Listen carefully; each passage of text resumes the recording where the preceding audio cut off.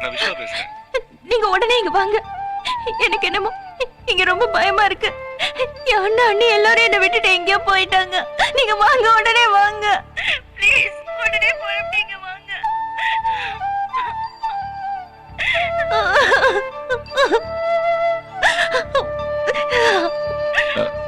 ஏய் காயத்ரி, என்ன அது சின்ன குழந்தை மாதிரி அழுதுகிட்டு?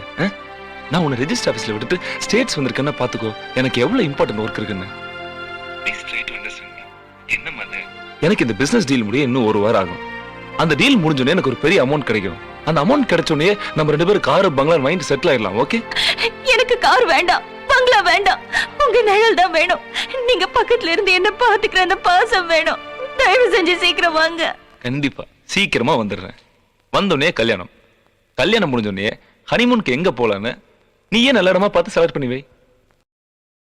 Download ShareChat.